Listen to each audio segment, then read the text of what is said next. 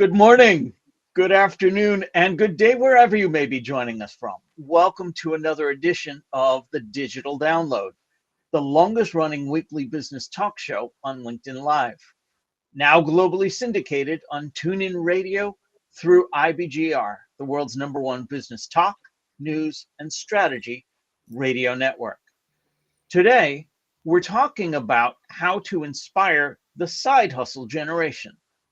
In a first for us, we have two special guests, Rupi Drew and Bill Muirhead, both from the Peter Jones Foundation, a UK-based charity that promotes entrepreneurship for young people. And they're going to help us with the discussion. Bill and Rupi are deeply involved in the development of programs that empower young people to embrace entrepreneurial thinking. But before we bring them on, let's go around the set and introduce everyone. And while we're doing that, why don't you in the audience reach out to a friend, ping them, and have them join us. We strive to make the digital download an interactive experience. Audience participation is highly encouraged. And with that, Tim, would you kick us off, please? Thank you, Rob. Yes, welcome everybody. My name's Tim Hughes. I'm the CEO and co-founder of DLA Ignite, and I'm famous for writing the book Social Selling Techniques to Influence Buyers and Changemakers. Excellent. Thank you very much. Adam, good to see you again. Welcome. Thank you very much indeed. Hi, everybody. I'm Adam Gray. I'm Tim's business partner and co-founder of DLA Ignite. I'm famous for writing the book Brilliant Social Media, or I was. It's a long time ago now. And I've also written a book with Tim. And it's great to be here. And this is a truly exciting subject, I think, isn't it? Absolutely. I am too. Yes. Thank you. And myself, I am Rob Durant. I am the founder of Flywheel Results, a proud DLA Ignite partner. And I too have written a book.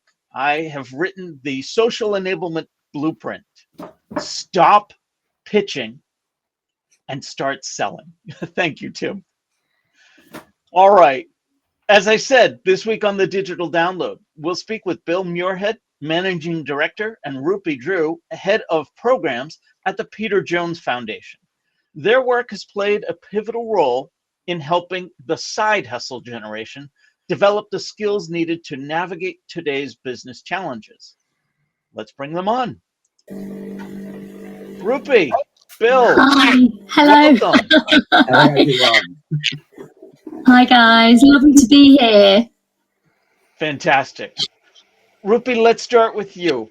Let's ask you to tell us a little bit more about you, your background, and what led you to where you are today. Thank you. Thank you, Rob. And hi, everyone. So my name is Rupi Drew, and I'm the Head of Programs at the Peter Jones Foundation. I guess I'm working in the role that I'm working because I'm really passionate about enterprise entrepreneurship in young people. I've been with the Peter Jones Foundation team for coming up to 2 years. And prior to that, I was working within a Peter Jones Enterprise Academy over at Leicester College in the East Midlands. And it was all about empowering young people to, I guess, be more in control of their futures and not feeling that the only options available to them would be working for somebody else or just going to university and not thinking beyond that. So it's kind of, wanting to empower them to think of coming up with their own sort of business idea and seeing that as a viable future for them. I worked within social enterprise as well. So I think definitely my values are very sort of community-based, very sort of helping people. And that's what I love to do. Fantastic. I can tell this is going to be a great conversation. I'm looking forward to it. Thank you. And Bill, same question. Please tell us a little bit more about you, your background, and what led you to where you are today. Thanks, Rob. Hello, everybody. I'm managing director, as you said, at the Peter Jones Foundation. I've been there 7 years, 4 as MD, and I joined having worked at Coca-Cola for 10 years. And my role at Coke was part of their sort of corporate social responsibility, running community and education programs. So I've been involved in that space between business and education, actually for probably about 20 years, and it's something that I'm really passionate about. I think that passion for me started a little bit before Coke, in my late 20s, when I worked in the welfare to work sector. And I ran a centre in Brixton in London. And it was quite a tough area at the time. And the centre had about 150 unemployed people on our books who would face various challenges. And in that role, I really saw right up front people who were kind of falling through the cracks of the education system, who weren't, who were maybe being failed a little bit by education. And I began to get really sort of passionate about how can we address that? How can we solve that? Where does that kind of failure start? And it's a complex question to answer. It's not all about what happens in schools, of course, but that was really the start of my journey in terms of supporting eventually young people, which is what the Peter Jones Foundation does. So I haven't written a book, I'm not famous at all, but we're very fortunate to have quite a well-known founder, Peter Jones, who many listeners will know. And he shares that passion, thankfully, for us. And I've done lots of other bits around the edges. I've been a little bit entrepreneurial in my time as well, but that will probably do as a bit of an introduction. Excellent. Thank you. Bill, I heard you say I haven't written a book. What we like to say here is I haven't written a book Yet. There's an awesome story in there, no doubt. So hopefully we'll get to read that one day. All right. Brilliant. This, as I mentioned, is the first time we've had two guests. So I want you to decide amongst yourselves how to go about answering questions. And please, this is designed to be your typical water cooler talk. So jump in anytime, anywhere. I am going to start with the foundational question. Either of you are welcome to take it on. How are traditional education programs adapting to today's fast-paced, tech-driven economy?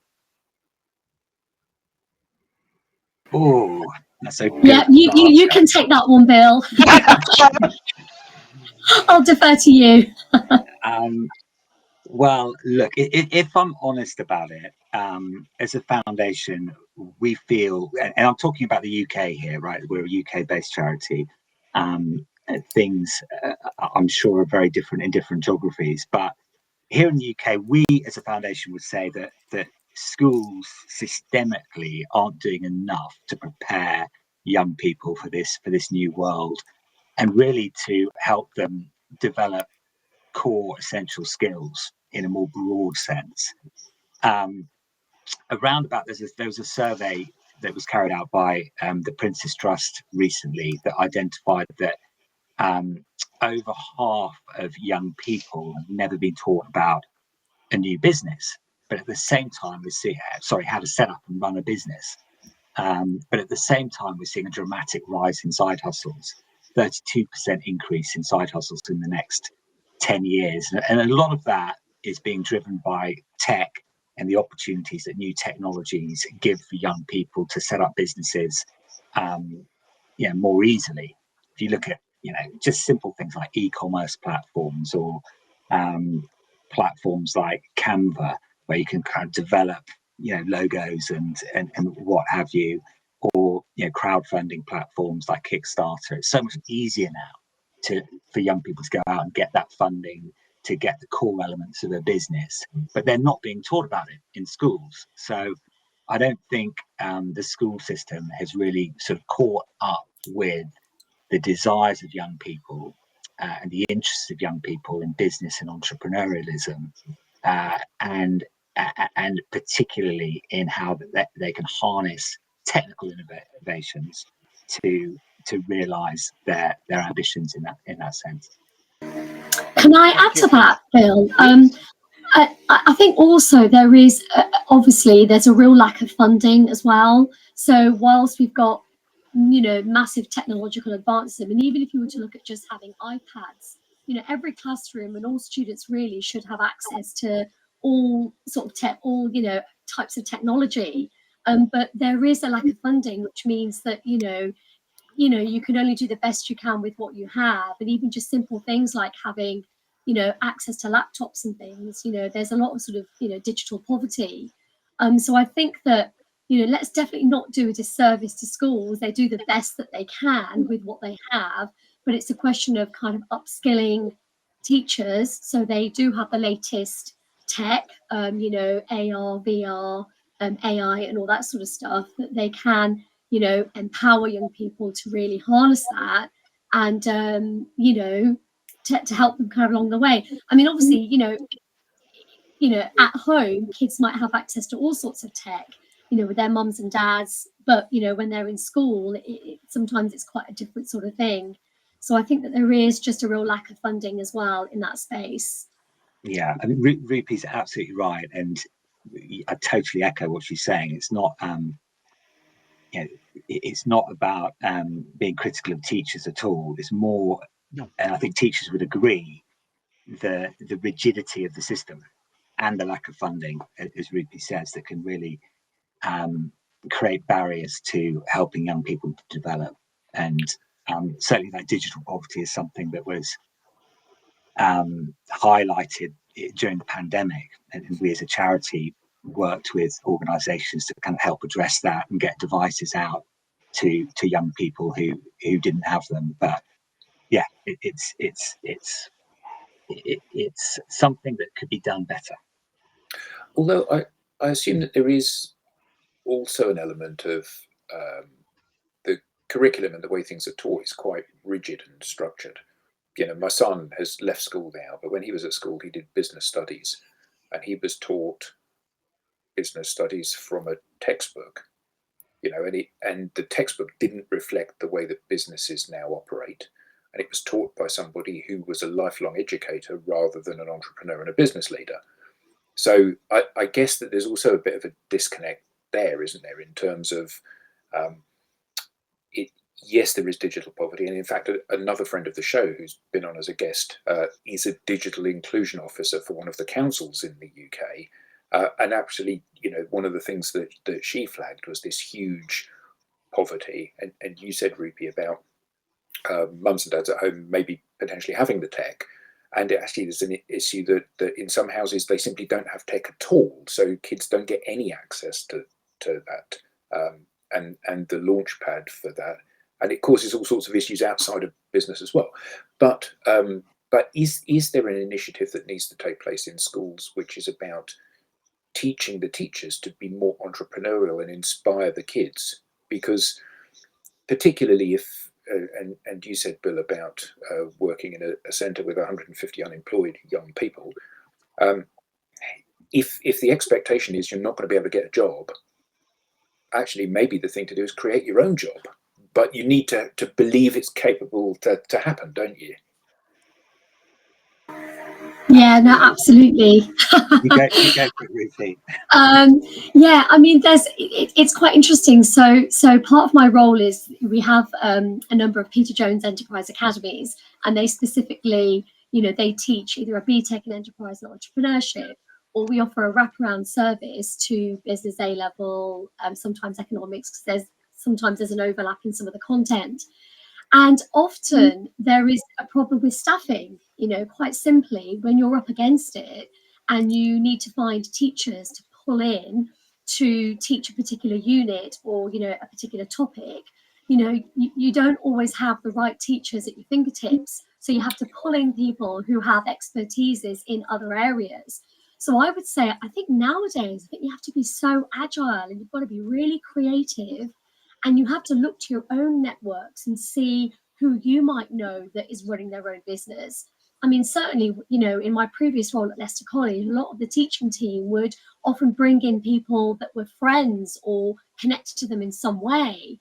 And I think just as people nowadays tend to have portfolio careers rather than just going for that traditional, they're going to have that one job that will, you know, last them for like 15, 20 years. I think similarly, teachers have to be really creative and think about how can they be more entrepreneurial? How can they bring in a bit more, you know, guest speakers or other aspects of enterprise entrepreneurship to bring in if they're expertise isn't business.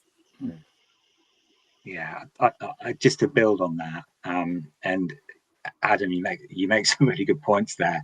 But Ruby's absolutely right. You'll go into a school and you'll find, a PE teacher who's been brought in to teach business studies because they haven't got the people on the ground. Yeah. And that's a problem. So a big thing that we do as a foundation is bring that real business voice into the classroom, be that kind of virtually or through guest speakers and so on. And that's so important, A, for the teachers to give them that support, but B, just to put entrepreneurship on the radar of some young people and to give it a real face. And, what I mean by that is if you stop a young person in the street or in the schoolyard and ask them to name an entrepreneur, I guarantee you here in the UK, they'll say Elon Musk, they'll say Richard Branson, they'll probably say Peter Jones, they might say Alan Sugar. All of them are super successful. All of them are male. All of them are white. And for a lot of people, that means that entrepreneurship is this sort of intangible, I'm never going to be that person. And that might seem obvious to us, but to a lot of young people, it's not obvious. And the first step is sometimes getting them to appreciate that there are, thousands of entrepreneurs that look exactly just like them, just down the road. Lifestyle entrepreneurs, social entrepreneurs, and the rest of it. And also thousands of really successful multi-millionaire entrepreneurs that look just like them as well. So it's about exposing them to those relatable, that's the important word, role models. And on the teacher side, it's about giving them that support of great case studies and a bit of teacher training that we do as well, workshops and so on, so that if they haven't had any business expertise or entrepreneurial expertise themselves, then we can plug that gap a little bit. So what is the objective and the mission of the Peter Jones Foundation? I would be interested in that. And just so people know, Peter Jones is on a TV program here called Dragon's Den, and in the States it's called Shark Tank. Just so people can understand, we're talking about a person that's actually he's on the TV every week, but he could be the equivalent of Mark Cuban or someone like that. So to my question, what's the objective therefore and the mission therefore of the Peter Jones Foundation? So our mission is to support young people, underserved communities and underrepresented groups with developing essential skills for self-employment or employment. That's our sort of mission statement, probably word for word. And so we're talking a lot about entrepreneurship, but actually we believe those essential skills, and by essential skills, I mean all of that good stuff from teamwork to leadership to financial capability, digital skills, problem solving, communication, creativity, innovation, resilience is in there. I'm trying to sort of list our framework. All of those essential skills that are going to help you, whether you go down that entrepreneurial route or whether you go down a more traditional career path. And you might call them life skills. At the end of the day, financial skills are as important for a household budget as they are for a P&L. So that's what we're about at a very sort of core level. But we do that through programs that give young people the opportunity of setting up and running a business in school, as well as in some sort of settings outside of mainstream education. Have you got any examples of businesses that your pupils have set up? Oh, we've got loads. I'll let Rupi take that one. Go on, Rupi. Just give us a couple. Okay, so we have two competitions that are part of our programs. One is our flagship competition, which is National Entrepreneur of the Year. It's obviously a yearly competition where our kind of top entrepreneurs get a chance to pitch their business idea directly to Peter Jones. So we're just coming up to announcing the finalists of this year's competition. So I can't let you know who those people are. But certainly for last year, we had a range of business ideas. One was, the winner was she was a fashion designer, and she upcycled clothing and made them into really beautiful clothes. And it was all about kind of sustainable fashion. And so she wanted to buck the trend with kind of fast fashion. And it was kind of a luxury, slow fashion brand. And she'd made really beautiful clothes out of denim, out of curtains. So she won £5,000 of investment for her business. And some of that money was put towards creating a sort of a 20-piece capsule collection for her business. And then we had another student who had a great idea, which was all about kind of mountain biking. And he was a keen mountain biker himself, and he wanted to kind of create a sort of a mountain biking community. And he sort of devised an app, and there was like a reward system. He had his own clothing, so every time somebody bought his clothing, they'd be given points, and those points could be put towards something, and there'd be a leaderboard, and it was all part of this app. And then the other two finalists one was gender neutral baby clothing. So typically when you have baby clothes, I didn't know that this was a thing, but I think it's called sort of a Spanish baby clothing, which is all your typical kind of ruffles and frills on baby clothes. And she wanted to go into kind of the gender neutral market with that. And she actually wanted to become the UK's first wholesaler in gender neutral clothing. So quite ambitious, but she identified that there was a market for that. Yeah. And she herself was, a young mum of, I think, three very young children. So it was kind of tried and tested. And then another business idea was kind of making candles, but in the shape and form of desserts. So when she pitched to Peter, Peter sort of came up with the idea that, she could have some sort of a dinner party, where she would sell her candles and they would all mimic, desserts and things, a bit like a Mad Hatter's tea party sort of thing. So that's kind of our National Entrepreneur of the Year. And then we also have our Tycoon Enterprise competition, which has its own finalists. And I think we have quite a few service-based ideas as well there, fixing and upcycling computers and then leasing them out to the local community, creating clubs for the elderly, after-school clubs. So ideas that kind of bring people together. So it's a real mix, isn't it, Bill? It's a real mix.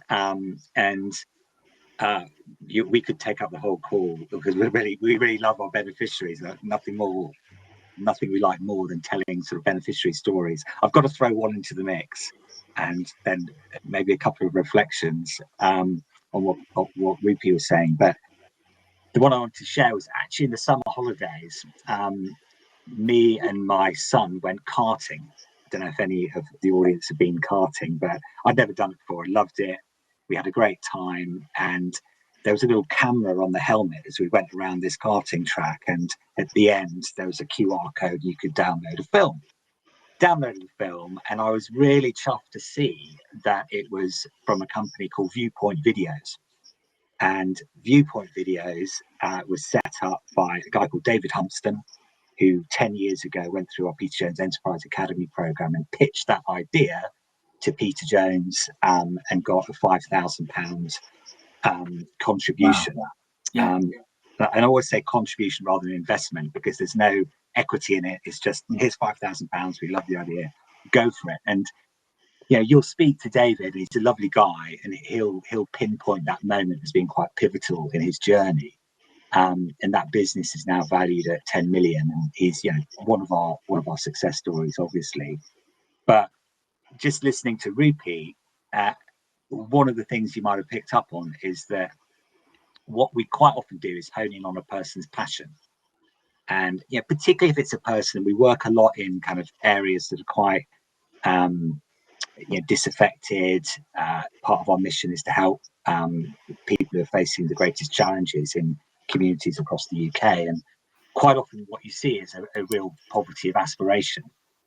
And young people who can't sort of see beyond possibly unemployment, possibly a fairly sort of low wage job down their local high street. But if you can kind of tap into something they're really passionate about, and it could just be a hobby like playing the guitar or dance or fashion, as one of the examples Rupi gave, one of the girls was really interested in fashion. If you can tap into that, and say, look, it doesn't just need to be a hobby. You might be able to monetize it. You might be able to turn it into a side hustle and begin to develop those skills around it. Then that poverty of aspiration begins to flip and turns into kind of self-belief and self-confidence. And if you take them on that journey, it can lead to real kind of success. So that's very much part of what we do, and is kind of at the heart of our programs. So how do we plant those seeds at scale? Now, obviously, it's a fair few years since I was at school, but I saw lots of instances of people that had passions being told, well, you need to focus on insert academic subject here because you'll never get a job doing whatever it is they love. Now, obviously, there are extreme examples of people that have followed their passion, irrespective of the advice they were given. People like J.K. Rowling or Tony Branson. Yeah, Richard Branson. And those are incredibly heartwarming. But I think, to your point, Bill, a lot of the challenges, people think, well, that won't be me though. So how do we plant the seed that actually anybody can do this stuff? And you may be an accountant by training, you may quite enjoy your job. There's no reason you can't become an accountant in your own business and be entrepreneurial around that. You don't have to have a weird and wacky dream or to be first to market with something. Yeah, it's a tricky one, and we've been banging this drum for kind of 20 years. It's our 20th anniversary next year, and for us, it has to start at the top. It has to be a sort of cultural, systemic shift, and it's about embedding enterprise and entrepreneurship education in the curriculum, and moving it from that nice to do space that we talk about. Lots of great kind of enterprise business clubs happen outside of the main curriculum, but it needs to be embedded. And there are some countries where fundamentally you will set up and run a business as part of your education, and that happens quite a lot in Scandinavia. And so everyone has that experience, everyone has that exposure to entrepreneurship, and as part of that exposure, everyone gets a deeper understanding of what an entrepreneur is. It's not just that person on TV, that Richard Branson, that Peter Jones, or whatever. There are lots of different ways that entrepreneurialism can help you in terms of your life choices and what you do as a career. And of course, entrepreneurialism is part of that, being a successful employee. So I think it has to come from the top. It has to come with funding, and I don't think it's easy, because unless you choose business studies as an option, then you can easily go through your whole kind of school career without getting too much exposure to these sorts of things, without it being given due consideration as a career path. Yeah, well, I know when I started my first business 20-something years ago, I took a redundancy package from the company that I was at because I had a new child. And then 6 months later, I had no money left, and I thought, well, I need to do something. So I thought, I'll start my own business. And it's like in those days, there was no resource to go and find out actually what do I need to do? Well, here's a list of accountants, go and choose one. Well, actually, that's of no help to me. I don't know what I'm choosing. And there was no kind of start your business 101 type resource out there. And I guess that even today, people are largely in the same space. If you're at school, as you said, Bill, if you're at school and you take a business studies course, you have some grounding in the basic dynamics of what a business is. If you've been employed and you've been a PAYE, and then you've left because you want to, or your circumstances change, or whatever it may be, and you decide that you need to set up on your own, what happens first? Where do you go? Where do you learn this basic stuff that because you're with it all day, and we know because we're with it all day, but that doesn't mean anyone else knows. I totally agree. And the two things I'd add to that are, there's a shocking number of young people living in poverty in the UK. I think it's something like 4.3 million. 30% of children are living in poverty, and entrepreneurship is a way out of that for some. There's no doubt about it in my mind. If you can give them the skill set and the toolkit, some of those children might think, I'm never going to get a good job, but some of them might think, actually, I could be a great entrepreneur. If you can break down those barriers and provide some stepping stones. So I think it's much needed. And then on the other side of the equation, entrepreneurship is really at the heart of wealth creation and job creation. I think around about 78,000 jobs here in the UK are created by new businesses. So it's important, sort of, whether you look at it, whatever angle you look at it from, and it definitely needs to be addressed. So we're here to inspire the side hustle generation. What role does failure play in developing entrepreneurial skills? That's a I'll give you a break, Bill. So Peter Jones, his mantra is, it's not failure, it's feedback. And he himself, over the course of his career, he's had some bumps along the way, and that's definitely one thing that we absolutely relay and convey to students. I was at a school a couple of days ago, and we sort of we have these things called flash challenges, which are sort of bite-sized competitions that we develop with entrepreneurs, other organizations, and where students have to kind of do a bit of brainstorming and problem solving.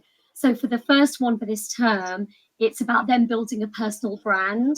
So they have to look at the skills that they've got, the skills that they want to gain, how they're going to go about gaining those skills, and to kind of put together a short sort of 30 to 60 second elevator pitch. But part of that, I sort of said to them, is that you need to come up with your mantra that kind of underpins where you are right now and what you believe in. And I sort of said that, Peter Jones believes that it's not failure, it is feedback. And it's about having that resilience and, knowing when to give up on something if it really isn't going to work, but then also being really contrary and saying, you know what, I don't care, I'm going to just give it everything I've got and keep going with it. So it's definitely something we believe. Sometimes it's easier said than done, because when something doesn't work out, it hurts and it hits you hard, and you have to find the strength and kind of pick yourself up and dust yourself down. But yeah, it's something that we really do get that message out to any young person that is on any of our programs, that it's just feedback. Keep going. It's not about failing. I guess, look, it's semantics, isn't it? It's kind of how you position it. It's whatever works for you, but it is about, you've got to keep going.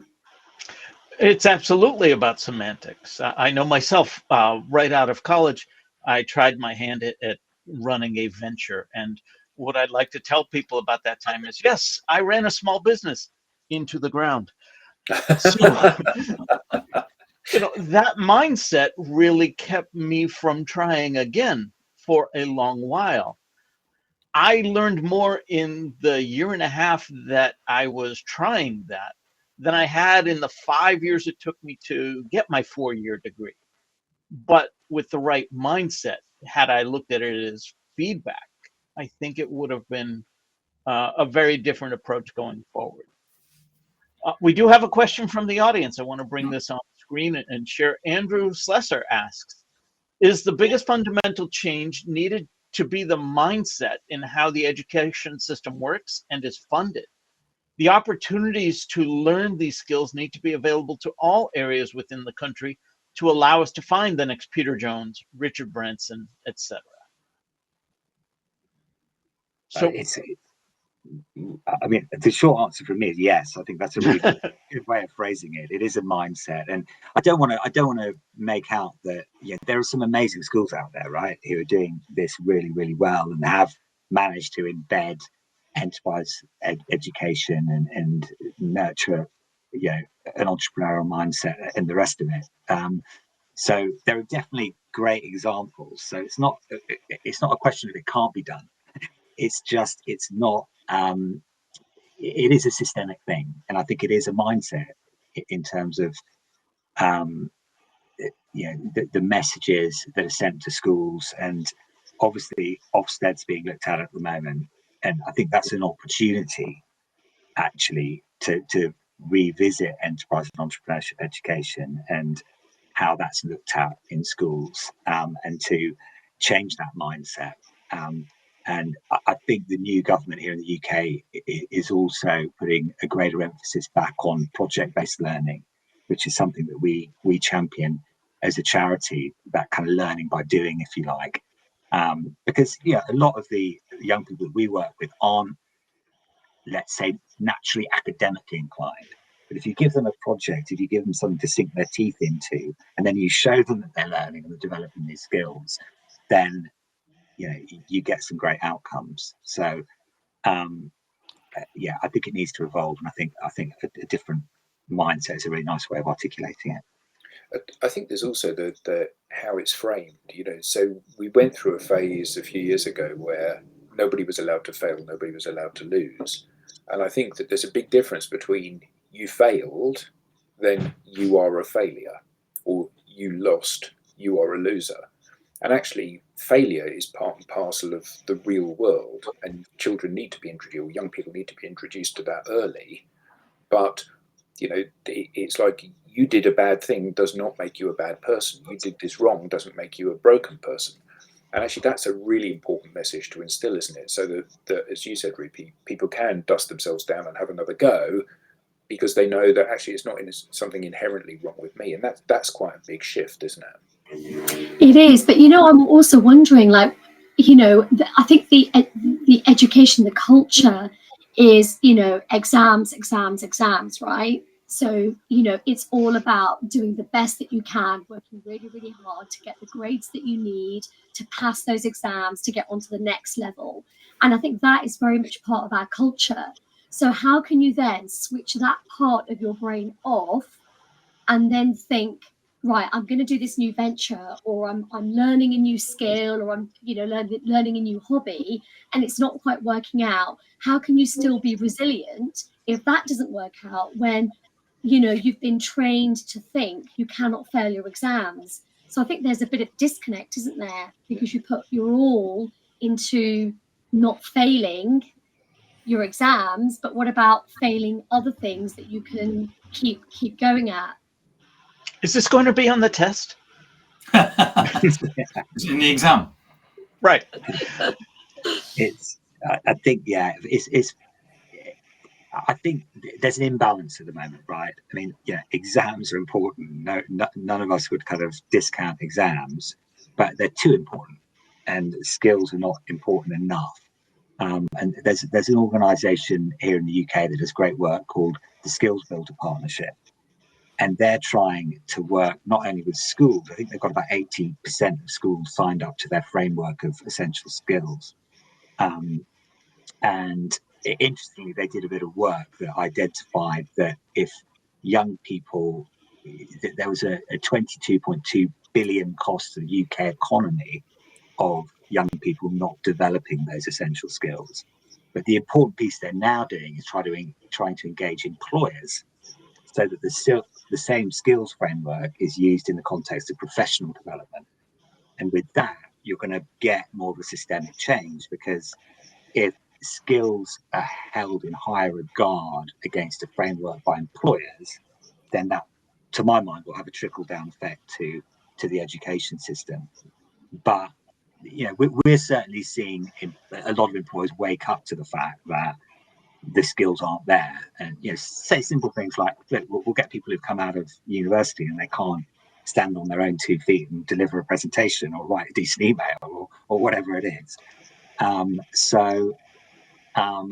It's a very it's a difficult nut to crack, but and there are lots of elements to it.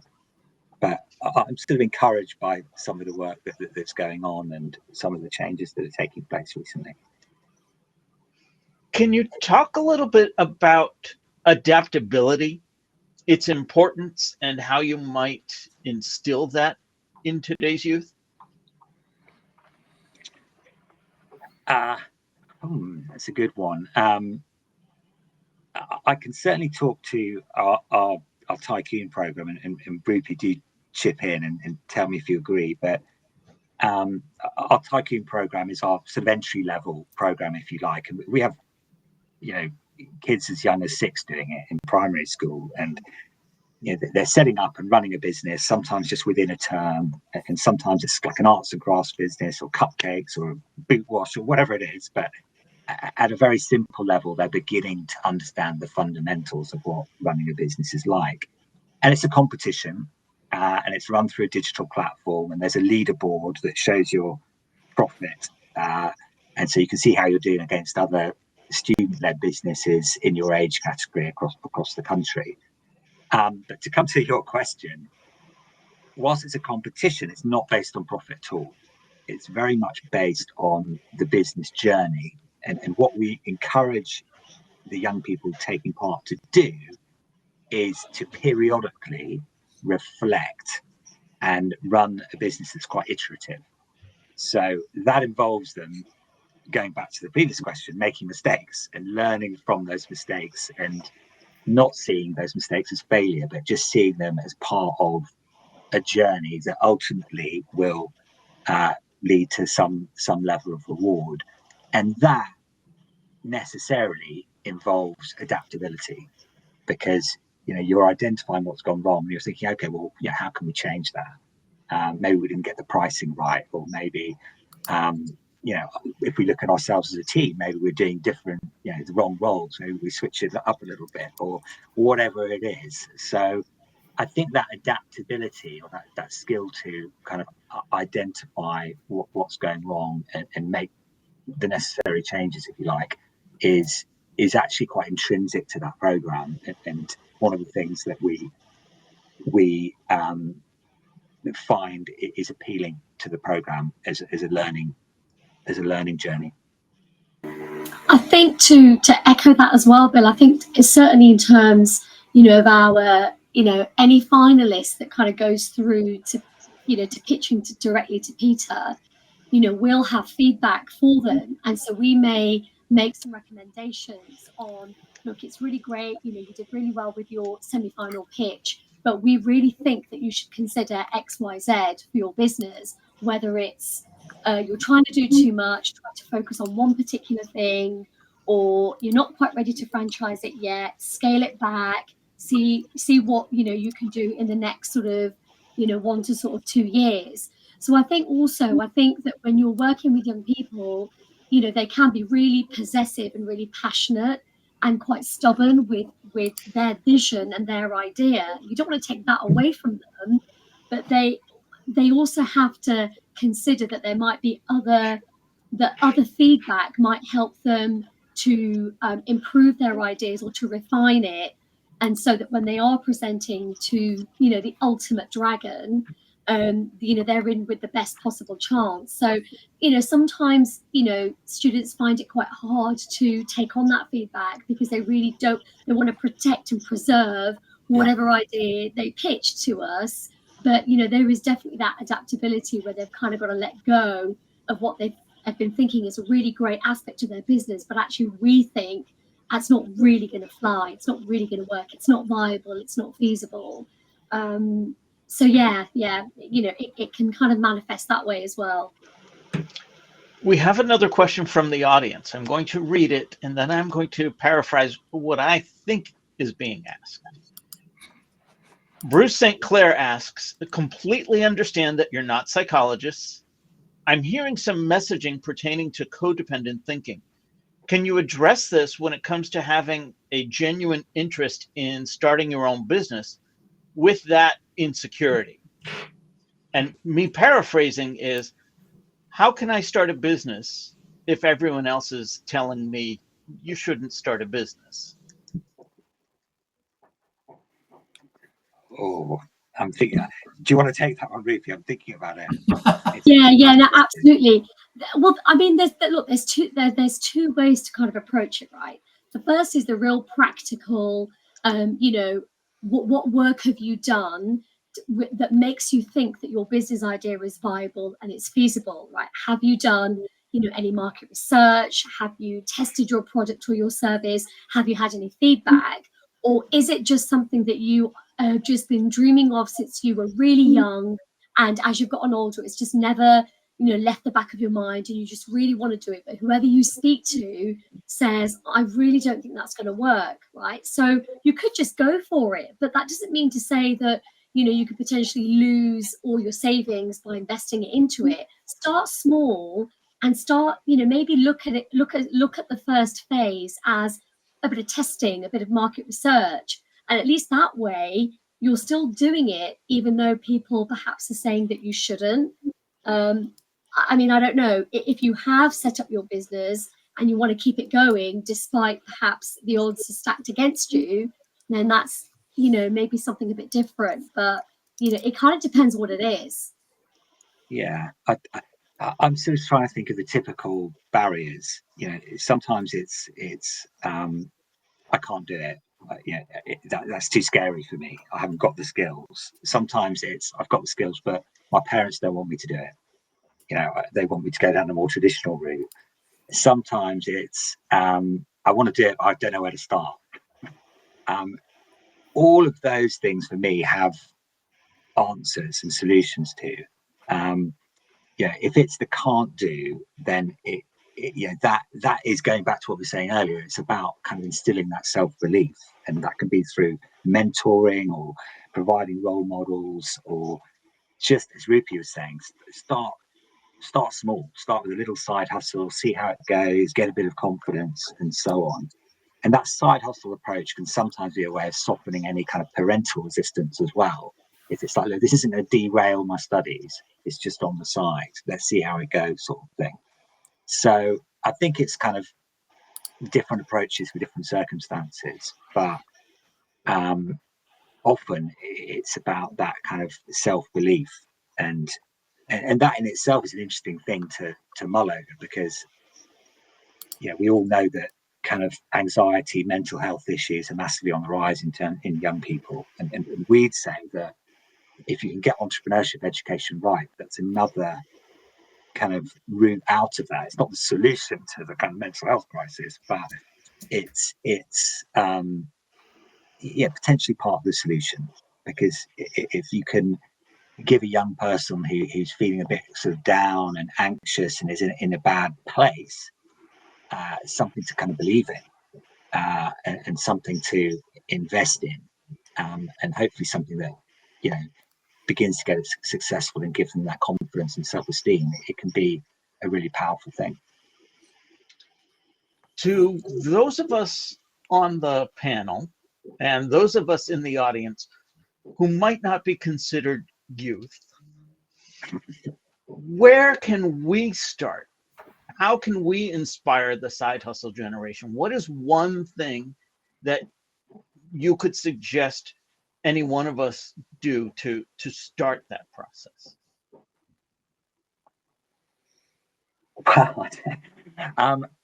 We would say our former CEO, to give him credit rather than to steal this from him, always used to draw a parallel between essential skills and health. No one's going to argue that you should have a healthy diet, that you should take exercise, that you should look after your body, etc., etc. And he used to say that you should think about skills in a similar way. You should always be looking to develop your skills, to become a better communicator, to become a better leader, to become better at digital skills, or to keep abreast of technological advances. Doesn't matter what age you are. You can be 5 years old, you can be 85 years old. So health's important at any age. Developing your essential skills are important at any age, and we should all think like that. So we're certainly not, as a charity, saying that side hustles are only for young people. That's the first point. We just are focused as a charity on young people.